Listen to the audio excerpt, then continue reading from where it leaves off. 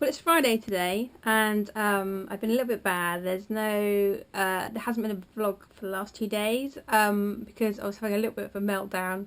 Um, it was a bit silly, really, but it's after 5 years of hard graft on Ocean's project. It just felt like the whole thing was kind of slipping away from me, and basically the Kickstarter was really busy the first few days. Obviously, it launched on Saturday, and Sunday was just absolutely crazy. We got loads and loads of people pledging, and then the last 2 days it just went really quiet. I think we had like one person pledge on the one day, and then nothing at all yesterday. But luckily today it's picking up again, and we've had quite a few pledges, which has been really good. But it's such a sensitive time at the moment. Basically, if I don't raise the funds on the Kickstarter, then I'm not going to be able to complete the boat. And basically, if I can't complete the boat, I've kind of got half a boat, which I then have to decide what to do with. And I was just really feeling like I'd let all the sponsors down, the patrons, and all the children on the project, because if I can't make this happen, then I have to seriously start thinking about, firstly, is it the end of the expedition, but kind of worse than that, is it the end of Ocean's project, which is something after working kind of full time on it and putting heart and soul and working so many hours and doing all the work with the kids, to get to that point after 5 years and just think I can't see how I'm going to make that happen, was quite soul destroying, and not a place I really wanted to go, not a path I wanted to go down. So I've been trying to be really positive about it, but I really just got to the point. I mean, I wasn't depressed about it or anything, but just got to the stage where I just thought, I don't know what to do now to make it work. I was thinking, do I cancel the Kickstarter, or do I keep going with it? Because obviously it's going to look really bad for us as well, as a project, as a charity, for the trustees, for everybody who's given all their support. So yeah, it was a really hard couple of days, and I really want the project to succeed. And it's kind of hard as well because having planned the solo row around Britain, now I've got a rival, and who's going for the same world record, which has been quite hard to try and get my head round. It's hard enough to get sponsorship anyway, but to now be kind of going against somebody else for the same sponsorship is really tough. And there's other kind of expeditions going on as well, so it's going to be a really exciting time. I think around the coast of Britain this summer, it's really exciting, and it's really brilliant for the sport. And I've got a lovely rival, but it's just the fact that after 5 years of really hard graft, things are really starting to get on top of me yesterday, and was just thinking, my rival has a boat already. They're already they're really fit. They're trained. They would have world records. And I'm just, I can't even get myself to the start line right now. So it's been a really tough couple of days, but I'm feeling more positive today. We've had, we've had a few pledges today, and I think I kind of just am my own worst enemy sometimes. So I really just kind of need to focus on what I'm doing, focus on the kids, and just keep pulling forward. There's still we've got a few more weeks on the Kickstarter. We're currently at 2,124 with 57 people. So I think rather than looking at it kind of negatively and thinking only 57 people have supported, I've got kind of we've got thousands of followers and things. So I kind of was hoping perhaps wrongly that more of my friends and more family members and more of the supporters and followers and the people who are benefiting from the project would kind of be really behind us and supporting us. So I think rather than focusing on that, the fact that we've got 57 amazing people who've pledged is really good, and I kind of need to focus back on the positive, which is something I normally do, but just I think the pressure and probably the lack of sleep from this week has just been getting to me a little bit. So yeah, time to start being a bit more positive again, and we'll see what happens. Right, no more feeling sorry for myself. I'm going to make this project happen, and I'm going to wear my Britain no matter what it takes. And I'm going to start off by cleaning the house. Well, you might remember last week I got some new collars for Artemis and Aussie. I'm just, unfortunately they only had little pink hearts for the tags with their names on. So Aussie's right here. So I've just put his collar on for the first time, and I'm going to put his name on as well. See how he gets on with it. Aussie. He seems happy.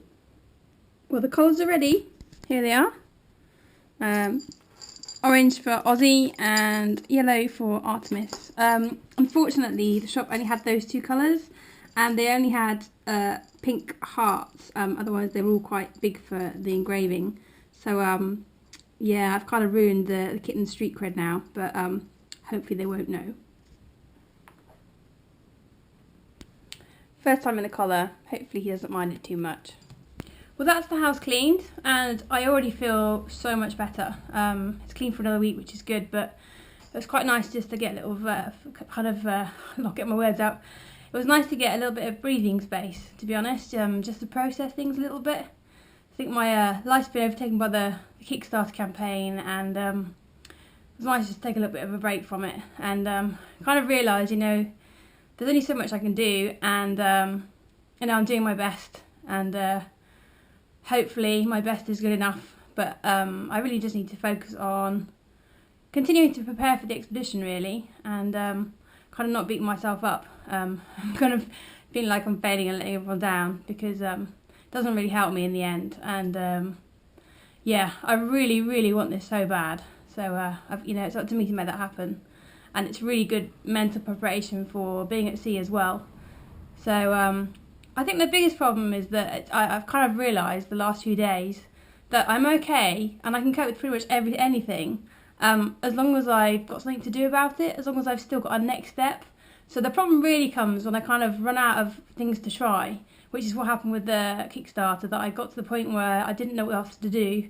So I think, you know, kind of take the pressure off myself and just carry on, you know, doing what I'm doing, and if it doesn't reach its target by the end of the 20 days, then I have to reassess, you know, the whole project and whether it can continue to run. But there's no point kind of stressing about that now. I think I've just got to keep doing what I'm doing.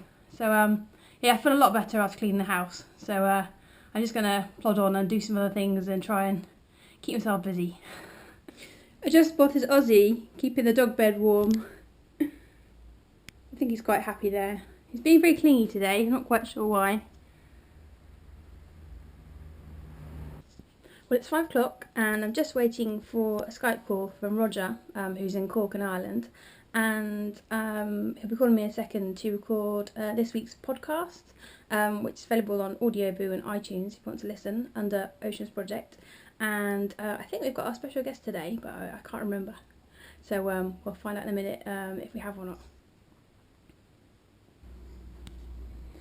Good, yeah, getting there slowly. Well, that's the podcast done. I'm definitely feeling a lot better than I was now, so that's good.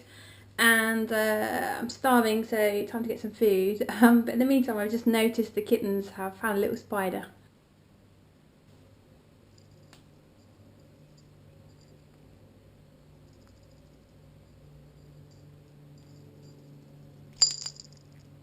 So time for tea, and I'm going to be making some orange and mustard pork with squash, parsnips and shallots, and I think I'm going to make some mashed potato as well to serve it up with, because I haven't really had a proper kind of meal for a while, so that should be my tea tonight. My first step is just to make my mashed potato. So I'm going to peel some potatoes and put those on to boil. That's my mash on. Put the oven on at 200 degrees C, and now we prepare my squash and my parsnips. So here's my butternut squash. Basically I'm going to cut it down the middle, cut off the ends, peel it, and then I'll scoop out the seeds from the middle as well. It's a little bit fiddly, but it's worth doing. So here's my butternut squash. I've pulled out all the seeds from the middle using a spoon, and The best thing is you can kind of peel it next, and then ideally you kind of cut it that way so that you end up with like beautiful arcs. But I'm not very good with a knife and I'm rubbish at peeling, so mine look a bit more like this. So that's my squash, butternut squash, all beautifully prepared and put in the dish. Different shapes because I love my cutting so much. And now I'm going to do my parsnips. That's the parsnips in. Again, cut up very beautifully. Parsnips are probably one of my favourite vegetables in the whole world. I absolutely love parsnips. And I believe that they were around in Britain before the potato was. So parsnips were actually kind of a big part of people's diet in Britain before kind of potatoes arrived. That's quite exciting. So I wonder if there's a kind of a genetic, historical connection to why I love parsnips so much. So I'm now just going to put a little bit of olive oil over my squash and parsnips, and then put them in the oven for about 10 minutes. So whilst that's in the oven, I'm going to just prepare my shallots, and I'm going to put those in with the parsnips and squash for about 20 minutes once I take that out of the oven. So it's now time to make the marinade for the pork. I don't get to have pork very often, so it's because it's too expensive, so it's a real luxury to have pork. And for the marinade, I'm going to use 1 orange, some honey, and some mustard.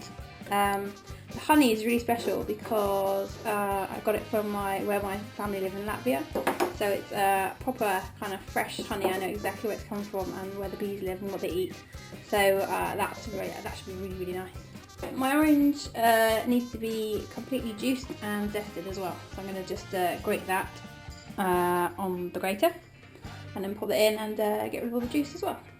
To be honest, I don't know where I'll bother cleaning the house today because I'm probably going to make more mess cooking now than cleaning up. That's my juice in. And now I'm going to add 2 tablespoons of honey and 1 tablespoon of mustard to the orange. In the meantime, I put my shallots in with the squash and parsnips, and I'm going to put those in the oven now for 20 minutes. That's my honey, mustard and orange marinade all mixed up.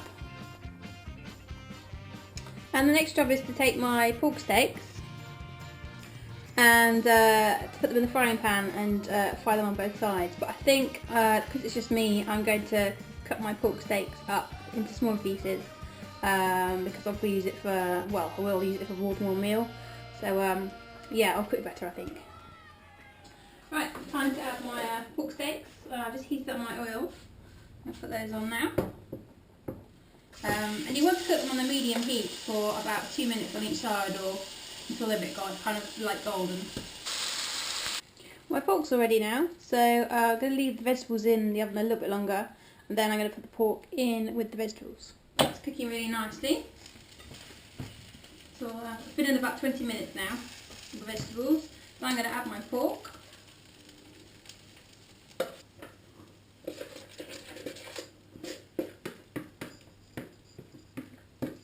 That's the marinade added. And I've just made some mashed potato as well. So quite old potatoes, a bit dry. So I've had some potatoes, salt and pepper and milk and butter. So that's all ready for when this comes out of the oven in about 5-10 minutes time. So whilst I wait for it to cook, I check my emails and I've just seen that we've got 3 new backers. So that's really, really good news. So let's hope it keeps up. Well, that's dinner sorted. I'm going to go and eat that now and enjoy every little mouthful. And I think I'm going to watch the Great Sewing Bee, I think it's called. I'll catch up and then I might do a picture later, but we'll see how we go. And the kittens are keeping an eye. Well, I'm properly stuffed now, and I'm just uploading Tuesday's vlog on YouTube. Unfortunately my internet's quite slow, so it seems to take almost all day to upload one video. So that's very frustrating. I hope it's going to be a bit better when I'm on expedition, because otherwise it's going to be very interesting. So that's uploading, and the kittens are quite chilled out in their new collars. Isla's here as well. Got my jobs done. I'm feeling a lot better than I was this morning and yesterday. A couple more donations as well, so that's really good. And it's 10 o'clock at night, and I'm going to start a drawing because I haven't done one for the last couple of weeks. I've been too busy. So I've got my paper ready and my pencils, which are very kindly supplied by Derwent. And I think I'm going to have a go at drawing a seagull.